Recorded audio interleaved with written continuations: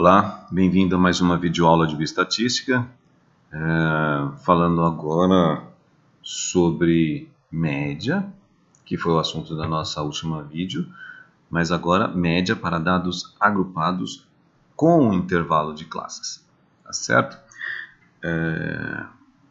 Lembra, nós temos dados não agrupados, dados agrupados com intervalo de classes. No caso, para dados com intervalo de classes, o que isso quer dizer? Que nós temos um intervalo compreendido aqui entre 0 e 4, episódios prévios de malária. Então, nós temos nesse intervalo nenhum caso até 4 casos. Então, nenhum caso pertence a esta classe e 4 casos não pertencem a essa classe. É isso que indica essa barra vertical e essa barra horizontal. 4 casos prévios de malária já pertencem à classe seguinte. Da mesma forma, agora 4 casos pertencem a esta classe e 8 casos pertencem, na verdade, à classe seguinte. Aqui é somente o indicativo do limite.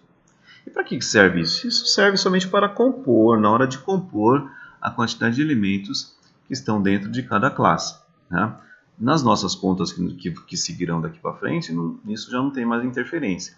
Então, ela tem isto que eu comentei, tem interferência na determinação da quantidade de elementos que nós teremos em cada classe, ou seja, na frequência absoluta. Então, nessa primeira classe, nós temos 8 indivíduos, na segunda classe, 15 indivíduos, na terceira classe, 24 indivíduos, até a sexta classe, que nós temos 5 indivíduos, certo? Ora, dentro desses 8 indivíduos na primeira classe, quais são os casos que cada um deles apresenta? Eu não sei. Eu só sei que de 0 a 4 casos, eu tenho 8 indivíduos. Tudo bem?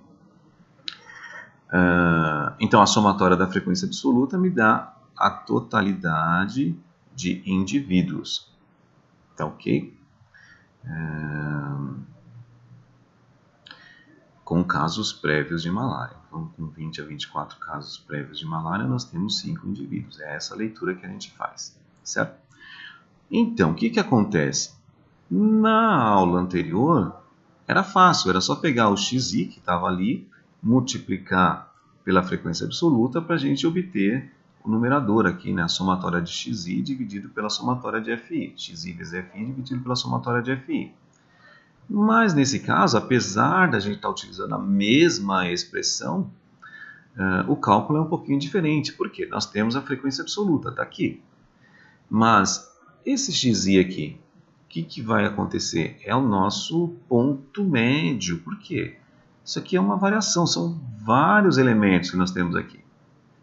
Então, o que a gente vai pegar? Nós vamos pegar o ponto médio, ou seja, nós vamos pegar a média dessa classe. Lembra, a média resume o conjunto de dados em um único valor. Então, nós vamos pegar esse conjunto de dados dessa classe e vamos resumir a um único valor. Como é que a gente vai calcular a média? É o ponto médio. Eu pego o limite inferior, somo com o limite superior e divido por 2. Mesma coisa aqui, pego o limite inferior, somo com o limite superior e divido por 2. Então, como é que vai ficar?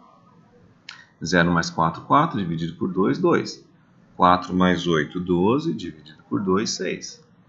8 mais 12, 20, dividido por 2, 10. E assim por diante, até 22 ali na sexta classe. Ótimo! Ora, uma vez que a gente obteve o ponto médio, que passa a ser o nosso xi, o procedimento é o mesmo que nós vimos anteriormente, no vídeo anterior.